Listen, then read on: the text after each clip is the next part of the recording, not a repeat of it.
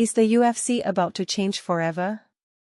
A founding father of the Ultimate Fighting Championship is voicing serious concerns that Dana White's priorities might shift dramatically following the groundbreaking $7.7 billion deal with Paramount+.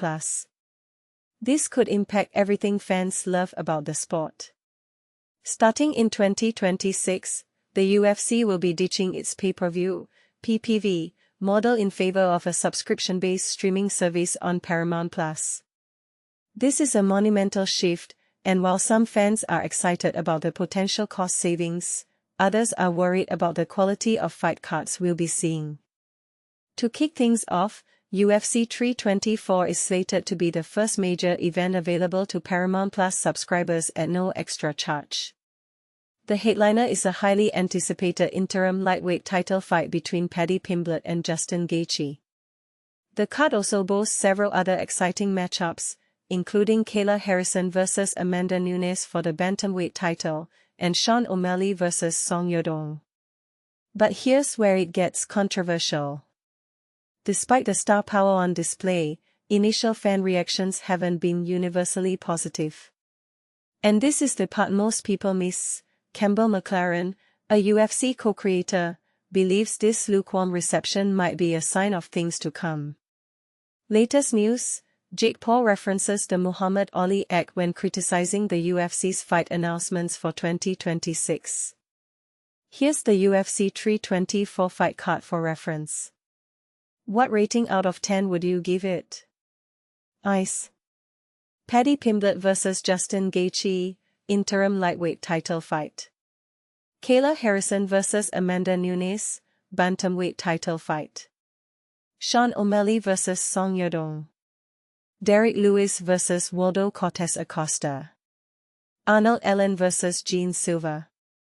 Rose Namajunas vs Alexei Grasso. Umar Nurmagomedov vs Stevenson Figueiredo. Atiba Gauthier vs Andrei Pulyov. Modestas Bukauskas vs Nikita Krylov. Does the first UFC Paramount card live up to the hype? Let us know in the comments. McLaren believes the UFC's commitment to delivering the fights fans want to see, the best fighting the best, has been the bedrock of their success. But the initial responses to recent UFC announcements suggest they might be falling short of that promise right out of the gate in 2026. Could this be a sign that the Paramount deal is already changing things? You are Dana White for the day. What's the one change you'd make to the UFC? Let us know in the comments. In an exclusive interview with Bloody Elbow, McLaren, who is also the CEO of Comate Global, lauded Dana White as the greatest promoter of the 20th and 21st centuries. However, he pointed out that White's success has been built on a specific model, one that heavily relied on convincing fans to shell out significant money for PPV events every month. Now, without the constant pressure to deliver blockbuster PPV cards, McLaren wonders if the UFC's focus will shift. That training comes from the PPV business because if you don't put on fights that the fans want to see, fans won't buy it, McLaren explained.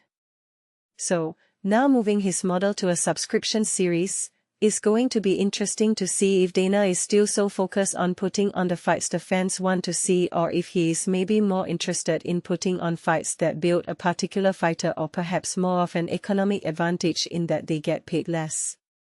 There's a lot of things that are going to change, I think, with the Paramount+ deal. In essence, McLaren is suggesting that the UFC might prioritize building up specific fighters or cutting costs over consistently delivering the high-quality, fan-favorite matchups that have become their trademark. What do you think? Could this deal lead to a decline in fight quality? Latest news: UFC 324 star names his favorite way to cheat in fights, having previously admitted to intentional fouls. And this is where opinions will likely diverge. Some may argue that the Paramount+ deal is a necessary step for the UFC to reach a wider audience and secure its financial future. Others might fear that it will inevitably lead to a watered-down product. Campbell McLaren's own promotion, Comate Global, is also undergoing significant changes. McLaren readily admits that Comate Global can't compete with the UFC in terms of sheer talent. Instead, they're focusing on cultivating young, exciting fighters who excel in stand-up battles, specifically targeting the Latin American audience. Comate Global recently announced its move from Miami to Southern California. McLaren told Bloody Elbow that this move will create more opportunities for the promotion while maintaining its commitment to delivering the style of fights fans have come to expect. Starting in February, they'll be hosting 20 live events from the Astrea TV studios. Ultimately, the UFC's future under the Paramount Plus deal remains to be seen. Will it usher in a new era of accessibility and growth, or will it compromise the quality of the fights we've come to expect? Share your thoughts and predictions in the comments below. Join our newsletter. Receive a digest of our best Bloody Elbow content each week direct to your mailbox.